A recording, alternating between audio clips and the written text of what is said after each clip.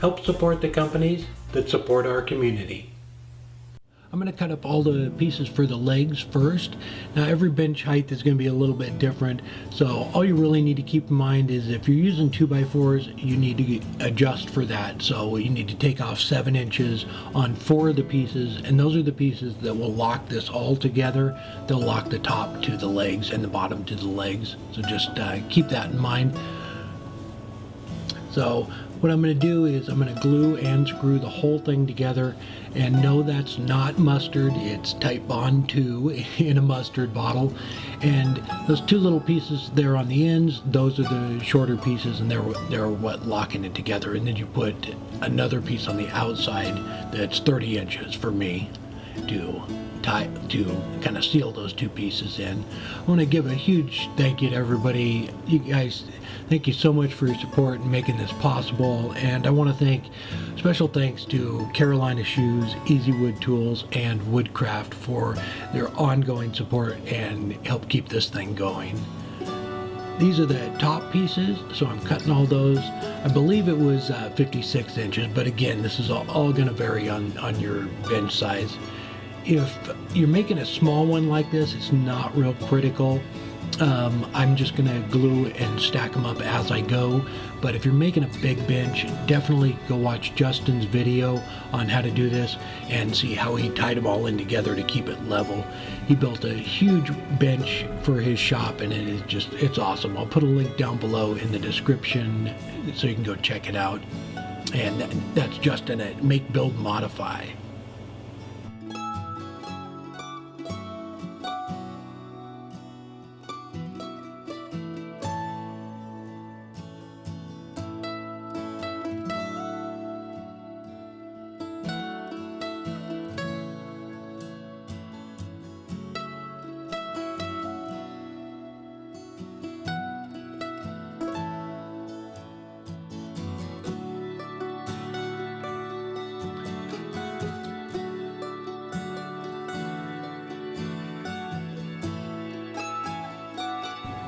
As I'm going here on the top 2, the reason I'm putting those pencil lines in there is so I don't run into the screw I put in on the last board.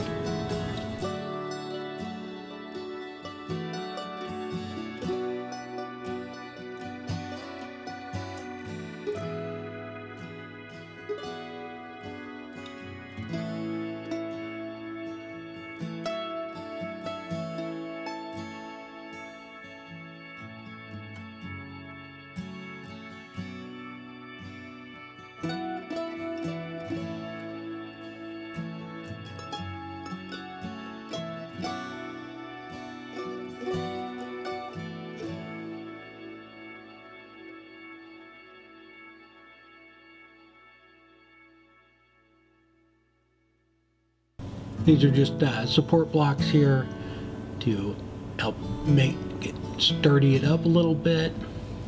And again, I just glued and screwed these together, and then I'm going to put a sheet of plywood over the top of it so that I sealed up the whole cabinet so I can use this for storage. I think I'm probably going to end up putting a little generator in it so that we can run the lathe and all the tools.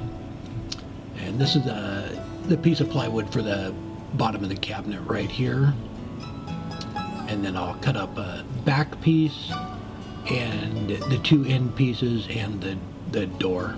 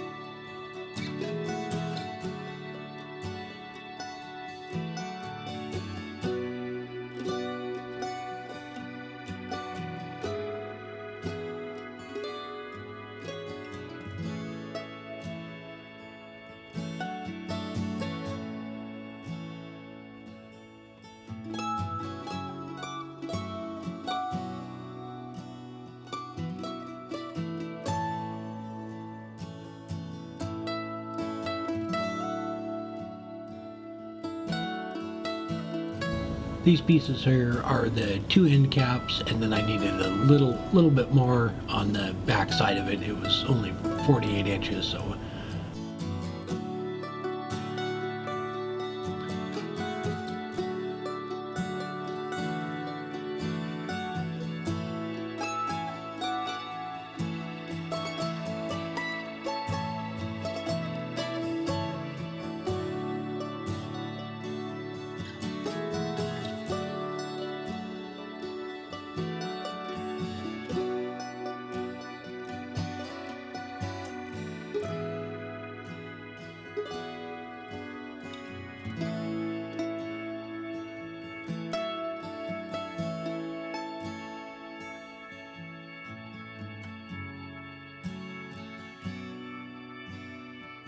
These are the 2 door pieces. So I'm going to use plywood, and then we picked up some little trim pieces at Home Depot, and we're going to frame them out with those.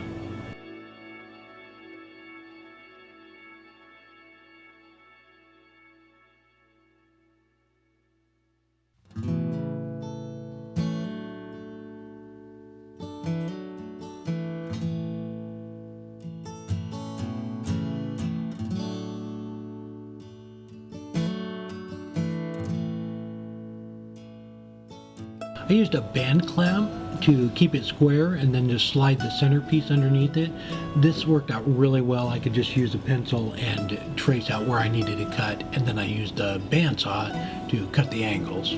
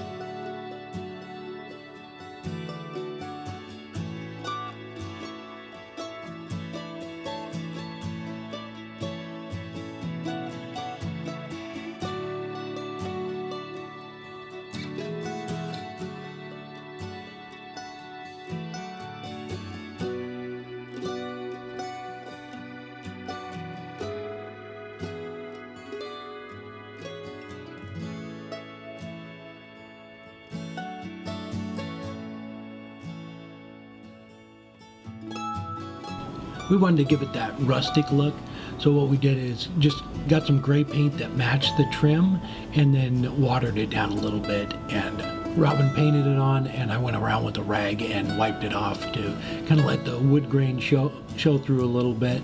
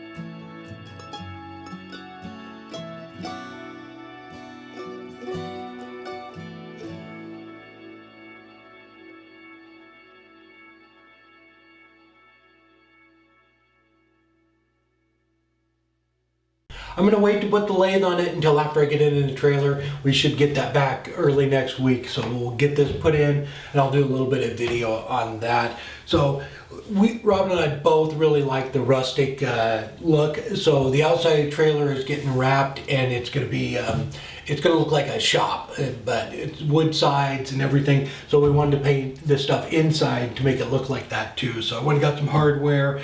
So Again, I mentioned in the video why I didn't use the stand that came with the lathe, and that is because I need every inch of the trailer to make everything fit in there. Again, go check out Justin's video. He built this giant workbench for his shop, and it is awesome. This thing is not going anywhere.